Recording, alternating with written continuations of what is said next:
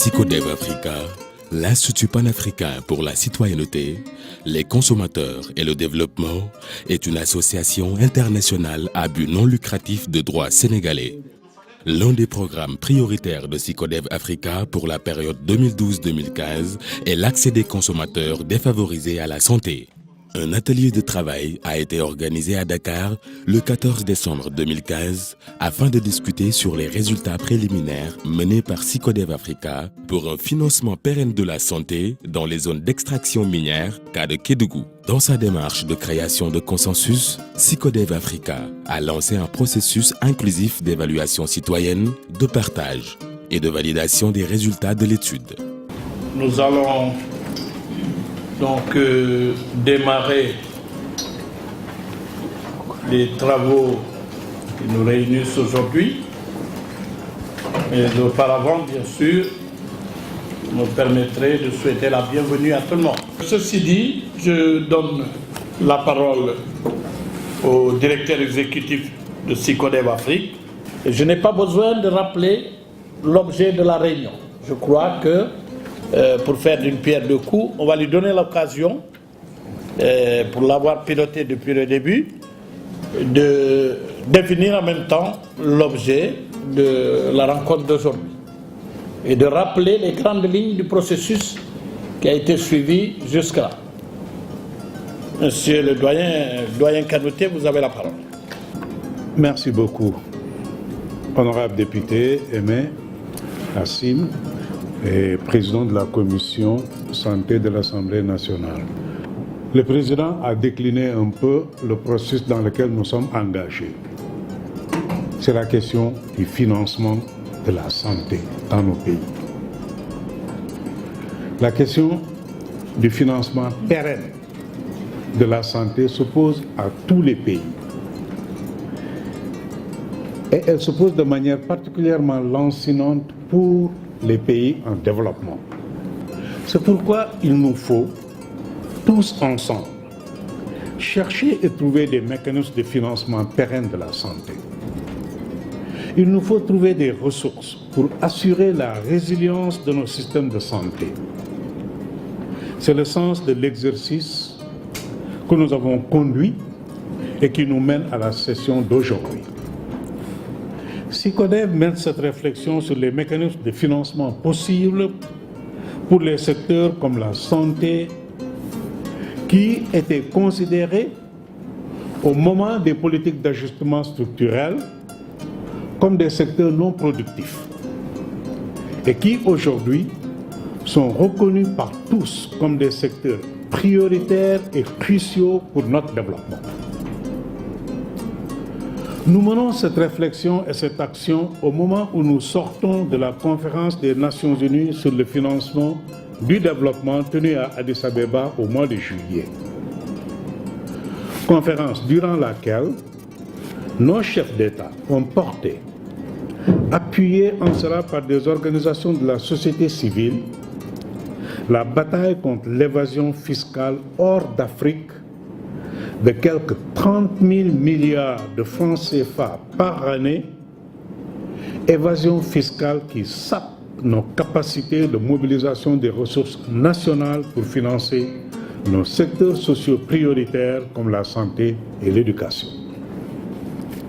C'est pourquoi, à Psychodev, nous avons pensé qu'il nous fallait conduire une étude pour explorer les options de financement de la santé dans notre pays avec un focus sur les régions d'extraction minière à fort potentiel de développement ou en tout cas perçues comme des zones riches mais paradoxalement parmi les plus pauvres. Cette étude a été menée par deux consultants, M. Abdoulaye Ba, économiste de la santé, et Pape Kodewad, sociologue basé à Kédougou, et très au fait des dynamiques socio-économiques locales. Leur étude a identifié trois options de financement possibles.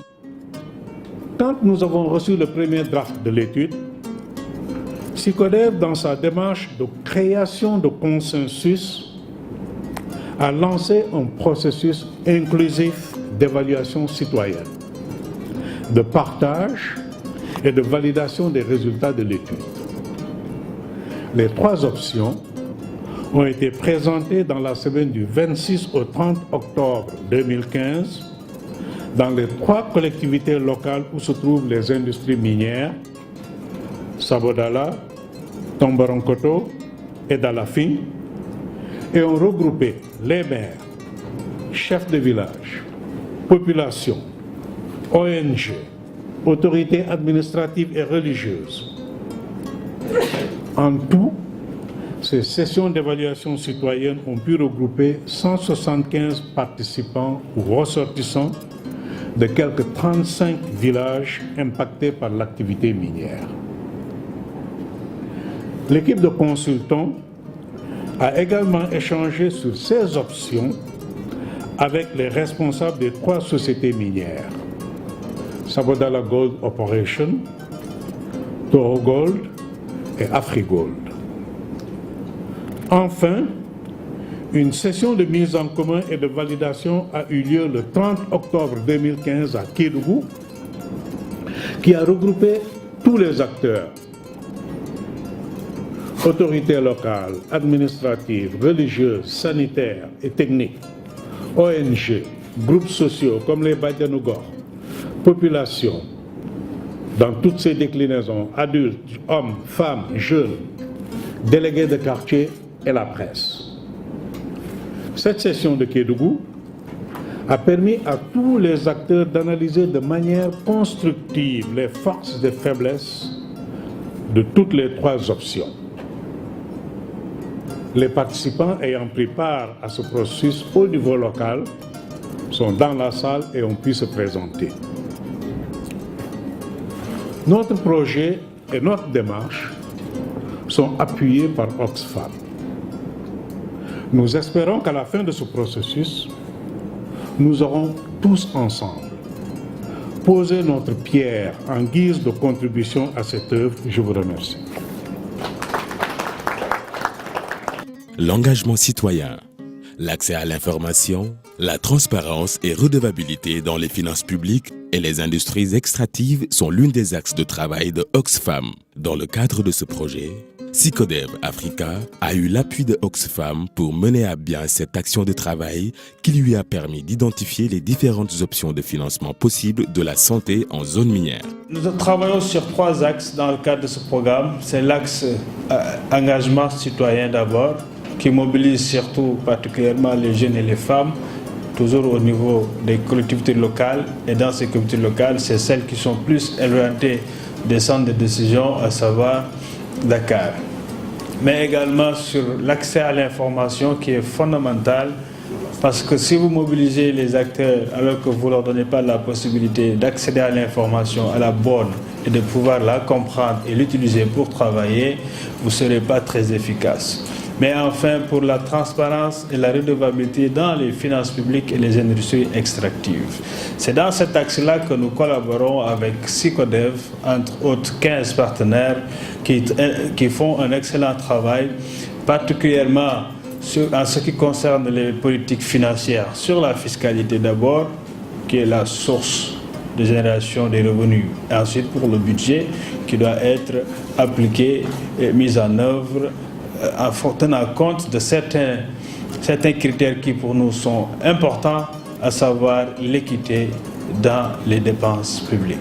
Nous nourrissons énormément, vraiment beaucoup d'espoir par rapport à ce processus qui vient de démarrer et espérons que la restitution de l'étude permettra à ce que ce consensus voulu soit construit entre les acteurs pour qu'on puisse arriver à une prise en charge de la santé, surtout dans des zones comme des zones de Kédougou, que nous appelons les zones minières, qui vivent ce paradoxe-là, où on a énormément de ressources locales qui sont en train d'être mobilisées par le secteur privé, mais qui ne bénéficient plus encore véritablement aux populations par la prise en charge de leurs aspirations les plus fondamentales, à savoir la santé.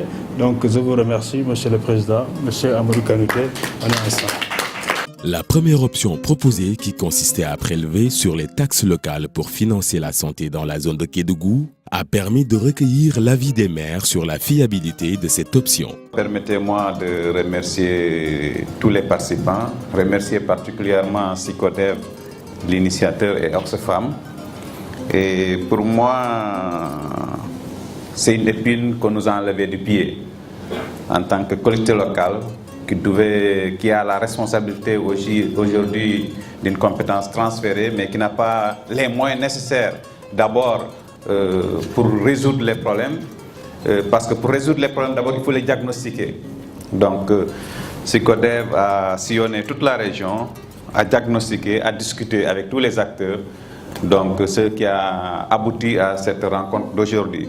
Avec cette adoption de l'option 3, qui va réussir à fédérer tous les intervenants, tous les acteurs, je pense que ça sera que bénéfique pour la population. Et aujourd'hui, comme vous le savez, on ne peut pas aussi dire que les problèmes de santé des populations, on va les laisser à la responsabilité des sociétés minières. Parce que quoi qu'on dise, c'est vrai, nous les critiquons tout le temps, mais elles n'ont pas vocation à régler, elles n'ont pas pour mission de venir régler les problèmes des populations. Elles ont une mission de venir d'exploitation bien définie. Bien vrai qu'ils ont des politiques sociales, mais moi je serais un peu surpris si l'étude focalisait simplement le financement de la santé sur les sociétés minières. Mais cette option 3, je me réjouis là-dessus parce que chacun a sa pierre à apporter dans la construction de l'édifice. Je voudrais remercier dans un premier temps SICODEV pour avoir choisi un thème aussi important que la santé au niveau de les différentes collectivités. Je le remercie surtout pour avoir choisi la région de Kédougou pour mener cette étude. Car je pense que c'est une étude qui a été menée dans la région de Kédougou, mais Kédougou n'est pas la seule région minière. Parce que j'espère que d'autres ressources existent ailleurs. Et peut-être que ces localités-là aussi auront besoin de bénéficier des résultats de ces études-là. La mise en place de partenariats stratégiques entre les acteurs, État, collectivités locales, population, industrie extractive, ONG, PTF, pour financer la santé, a été discutée comme option probable et a suscité de l'intérêt majeur par l'ensemble des parties prenantes. La population a été soumise à une appréciation par rapport aux 3 points qui viennent d'être évoqués. Je crois que ce qui a été retenu, c'est tout simplement le 3e point. Parce qu'il est beaucoup plus fédérateur, il obéit plus à une dynamique de synergie et ça prend en compte l'ensemble des acteurs qui interviennent de près ou de loin et ça peut avoir en ce moment beaucoup plus d'impact. Je représente toutes les femmes de la commune de Sabodala. L'étude a été présentée dans un atelier avec 3 options. La commune de Sabodala et la région de Kédougou ont choisi la 3e option. Pourquoi cette option? Parce que ça englobe tous les acteurs de la santé. Comment faire pour mettre en œuvre cette option? Nos craintes sont sur le respect des engagements des acteurs et la coordination. Je vous remercie. Je pense qu'à la suite des maires et des populations qui ont déjà partagé leur avis sur le diagnostic, je pense que moi également, je m'inscris vraiment en cohérence avec ça. Je voudrais juste faire remarquer 2 choses. Saluer déjà la démarche que SICODEV a utilisée dans le cadre de la quête de l'information, mais également pour nous proposer ces options. Je pense que la démarche a été participative, mais également consensuelle. Je pense que ça également, nous qui sommes dans la région de Kédougou et techniquement qui accompagnons les collectivités locales, nous nous félicitons de ces démarches quand les ONG, quand les projets, programmes viennent au niveau des régions. Ça nous semble extrêmement important Et c'est sur ces bases qu'on peut avoir à bâtir des consensus solides sur les grandes orientations. Déjà sur l'option 3, je pense que l'option 3 également, c'est l'option également la plus importante au regard même du fait que c'est une option qui n'exclut pas les deux autres options. Je pense que ça me semble extrêmement intéressant à garder en repérage. C'est vrai que l'option 3, c'est l'option que nous aussi nous soutenons, mais aussi vous avez dit, j'ai rencontré le maire il y a un mois, on a parlé. Il y a un problème aussi, il faut aider ces maires que les taxes soient une priorité. Parce que c'est le seul moyen pour eux d'avoir les moyens d'aider les populations. Si les taxes ne sont pas recouvertes, regarde, le maire de Kédougou avait demandé aux gros porteurs qui quittent le Mali de droits de stationnement. Qu'est-ce qu'ils ont fait? Ils ont laissé Kédougou, ils vont stationner à Tomororoto. Comme le maire de Tomororoto ne demande pas de taxes, il y a des dizaines de camions qui s'arrêtent là, qui font des accidents, qui polluent l'air sans rien. Donc il faut qu'il y ait une coordination. C'est pourquoi même si l'option 3 a été choisie ici, la coordination est un problème. Il faut que les maires quand même sachent qu'ils ont un objectif, c'est le développement. Maintenant, en relation avec la société civile, la société minière, je crois qu'en faisant l'état des besoins, je pense que les problèmes peuvent se trouver. Je pense qu'il faudrait, avec également le fonds social minier, il faudrait aller vers une loi sur la vaccination qui nous permettrait de sécuriser les fonds qui permettent de vacciner nos enfants. Parce qu'on sait que rien ne vaut la prévention. Donc si nous devons être tout le temps là à réagir, à prendre en charge des maladies, on ne s'en sortira jamais. Donc il faut vraiment que les gens mettent le focus dans la prévention. Le gouvernement ne pouvant pas mettre 15% du budget dans la santé, il faudrait qu'on trouve d'autres niches pour arriver au moins à ce que cet engagement de nos gouvernants d'aller à 15% puisse être donc atteint à travers d'autres leviers qui pourraient booster en tout cas les ressources dans le domaine de la santé. Et il faudrait qu'on essaie de voir comment faire de telle sorte que les deux options, comme vous l'avez dit tout à l'heure, ne sont pas exclues. Les collectivités locales doivent toujours mettre des ressources dans la santé parce que c'est une compétence transférée. Elles doivent chercher à maximiser les recettes, trouver encore des assiettes, donc chercher des niches ou trouver des recettes fiscales pour pouvoir fonctionner. Nous avons vraiment suivi avec beaucoup d'intérêt cette présentation sur une question vraiment qui nous tient à cœur. On s'est rendu compte à un certain moment donné qu'il y avait diversité d'actions. Moi je ne parle pas d'acteurs mais d'actions et de problèmes de coordination. Chaque société minière est en train donc de réagir spontanément aux problèmes posés par les populations. On a dit, il faut concevoir un programme qu'on appelle le programme social minier. Ce programme social minier va fédérer toutes les actions donc, de ces sociétés-là pour qu'on ait, comme le disait l'anglais, un bon matching donc, des problèmes à résoudre. Je salue l'initiative de Psychodef d'abord par rapport à la démarche qui a été donc inclusive et participative. Il faut réfléchir par rapport à la viabilité. Quelle stratégie de mise en œuvre, quelle stratégie de suivi, mais également d'évaluation pour capitaliser les acquis et également comment faire pour reproduire ces initiatives au niveau d'autres zones, d'autres régions minières. Par rapport donc au ministère des Finances, il y a également un besoin d'information et de communication sur l'exonération. L'option 3 est bien accueillie par le représentant de Sabodala Corporate Gold et représentant par la même occasion des industries extractives. Cependant, il a émis des réserves quant à une meilleure utilisation des ressources allouées aux collectivités. Il a aussi prôné une meilleure organisation des parties prenantes en appelant les services techniques des différents ministères concernés dans le cadre des compétences transférées à mieux encadrer les élus locaux. Si je prends le cas de Sabodala Gold, ce que nous faisons en appui au développement, on le fait avec les collectivités. Parce que quand tu veux faire du développement, le développement doit passer par eux. C'est à eux que l'État a confié le développement de leur terroir.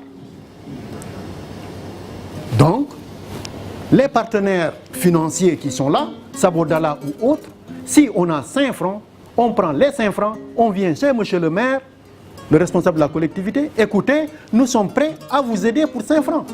Maintenant, c'est à la collectivité d'orienter ces 5 francs, de dire que ces 5 francs, je le mets en santé, ou en éducation, ou en activité génératrice de revenus, des moulins pour les femmes, ou en périmètre maraîcher. Et pour bien le faire, ils ont besoin de conseils. Ils ont besoin, lors de ces orientations, que les services techniques soient là. Les services techniques transférés, que ce soit la santé, que ce soit l'éducation, que ce soit les ressources, les eaux et forêts, etc., etc.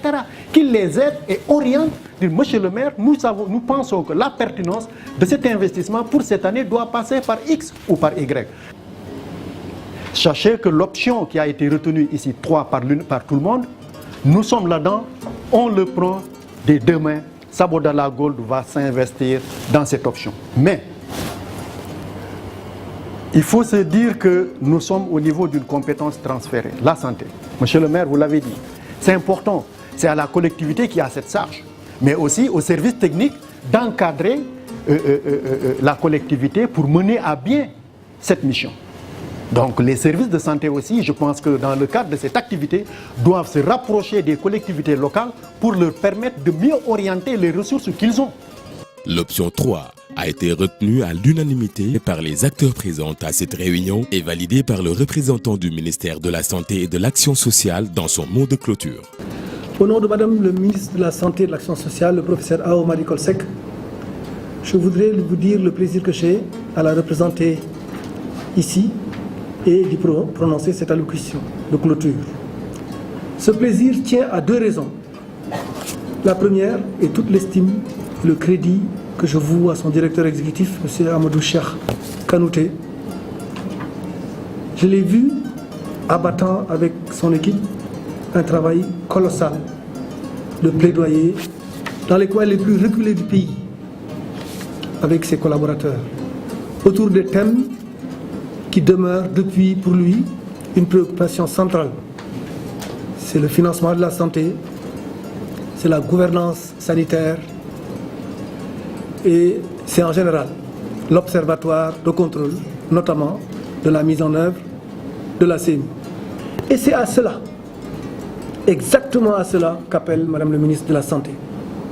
Voir comment les principes généraux peuvent trouver vie dans les localités à travers une prise en charge intelligente des réalités et des potentialités locales.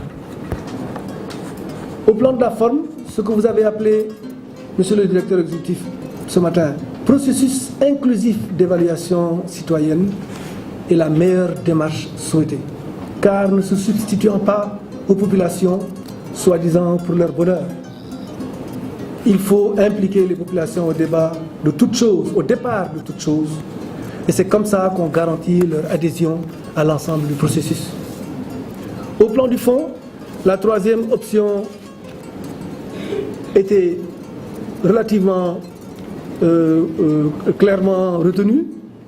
Je pense que cette option a été validée. Le représentant du ministère de la Santé a salué l'initiative intelligente de Sycodev Africa par rapport à l'approche inclusive et participative de sa démarche dans une logique d'aider les localités à se prendre en charge elles-mêmes. Il a aussi magnifié l'option de financement qui a été retenue et certifié l'engagement du ministère de la Santé d'accompagner durant tout leur processus des entreprises de ce genre. Moi, le moment est venu de féliciter Sycodev. J'attendais justement, parce qu'on ne sanctionne pas un travail qui n'est pas encore terminé.